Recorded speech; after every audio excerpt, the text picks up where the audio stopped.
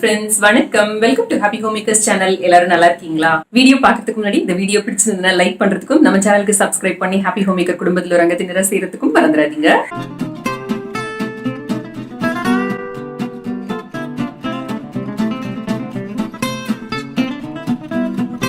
ஒரு கடாயில ஒரு டேபிள் ஸ்பூன் அளவுக்கு நெய் எடுத்துக்கோங்க.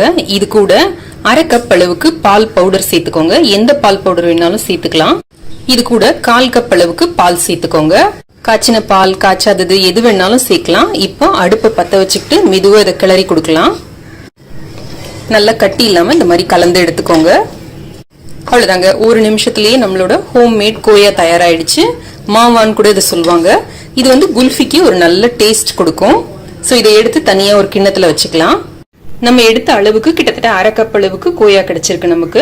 இப்ப இதை எடுத்து வச்சுக்கலாம். இருக்கட்டும். இதே கடாயில இப்ப நம்ம 1/2 லிட்டர் பாலை காய்ச்சிக்கலாம். 1/2 லிட்டர் அளவுக்கு பால் எடுத்து நான் நல்லா காய்ச்சிட்டு இருக்கேன். இந்த மாதிரி நல்ல அகலமான ஒரு பாத்திரமோ கடாயோ எடுத்துக்கிட்டீங்கன்னா ரொம்ப சீக்கிரம் இது ரெடி ஆயிடும். இந்த மாதிரி நல்லா கிளறி கொடுத்துக்கிட்டே இருங்க. இந்த சைட்ல படிகிற ஏடெல்லாம் எடுத்து எடுத்து விட்டுக்கிட்டே இருந்தீங்கன்னா நல்லா இருக்கும் நம்மளோட குல்ஃபி. பால் காயறதுக்குள்ளார நம்ம இந்த நட்ஸ் எல்லாத்தையும் கட் பண்ணி எடுத்துக்கலாம். நான் இங்க வந்து 10 பாதாம் எடுத்திருக்கேன், 5 முந்திரி பருப்பு, 5 பிஸ்தா எடுத்திருக்கேன். இப்ப இது எல்லாத்தையும் ஒரு பவுல்ல சேர்த்துக்கலாம். இதுல ஒரே ஒரு டேபிள் ஸ்பூன் அளவுக்கு தண்ணி சேர்த்து நல்லா இப்படி பிசிறி விடுங்க. ஒரு 10 நிமிஷம் இது ஊறட்டும். இதுல நான் கலருக்காகவும் பிளேவருக்காகவும் ஒரு சிட்டிகை அளவுக்கு குங்குமப்பூ சேர்க்கிறேன். நீங்க குங்குமப்பூ இல்லைன்னா ஒரு சிட்டிகை அளவுக்கு மஞ்சள் தூள் கூட சேர்த்துக்கலாம். இந்த மாதிரி பால் வந்து கொஞ்சம் குறுகுன உடனே நம்ம செய்து வச்சிருக்கிற இந்த கோயாவை இதுல சேர்த்துடலாம். இதையும் சேர்த்து இப்ப நல்லா மிக்ஸ் பண்ணி விட்டுக்கோங்க. லேசா அப்படி கலந்து கொடுத்தாலே போதும், இந்த கட்டியெல்லாம் கரைஞ்சிரும். இப்ப நல்லா கரைஞ்சிடுச்சு. நல்லா இது வந்து பாதியா குறுகுற வரைக்கும் நம்ம வந்து காய்ச்சிக்க போறோம். இப்ப நம்ம 10 நிமிஷமா ஊற வச்சிருக்கோம் பாத்தீங்களா? இது வந்து நல்லா ஊறி இருக்கு. இப்ப நம்ம கட் பண்ணோம்னா பிசிறு இல்லாம அழகழகான பீசஸா நமக்கு கிடைக்கும். அதுக்குதான் இந்த 10 நிமிஷம் நம்ம ஊற வச்சுக்கிறோம். இப்ப இந்த பாதாம்ல மட்டும் ஒரு 5 பாதாம் எடுத்து தோல் உரிச்சு மிக்சியில போட்டு நல்லா பல்ஸ் பண்ணி எடுத்துக்கோங்க. இந்த மாதிரி ஒரு பொடியா நமக்கு கிடைக்கும். கண்டினியூஸா அரைச்சோம்னா எண்ணெய் மாதிரி வந்துரும். சோ பல்ஸ் பண்ணி இந்த மாதிரி எடுத்துக்கோங்க. இப்போ இந்த அரைச்சு வச்சிருக்கிற இந்த பாதாம் பொடியையும் இதுல சேர்த்துக்கலாம். இது ஒரு நல்ல டேஸ்ட் கொடுக்கும்.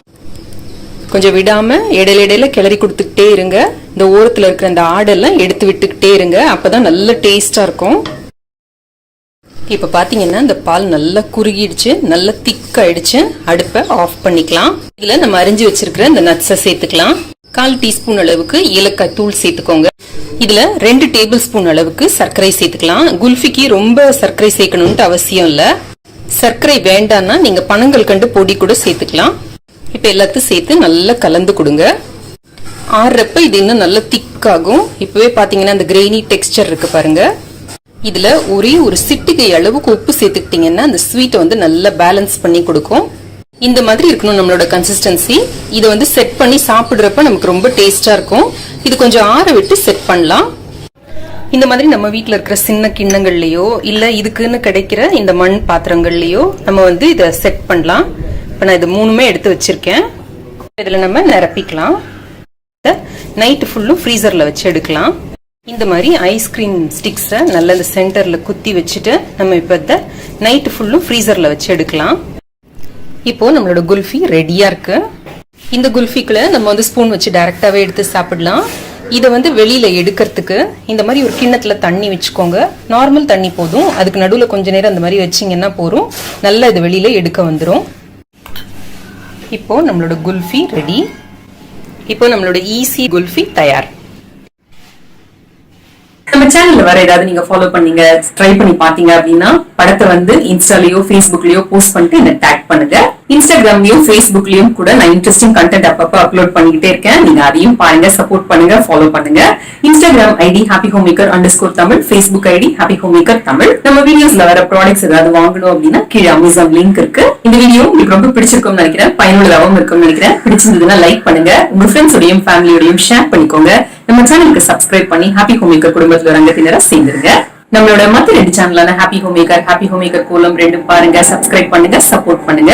இணைந்திருங்கள் ஹாப்பி ஹோம் மேக்கர் சேனலுடன். என்னாலும் நன்றி, வணக்கம்.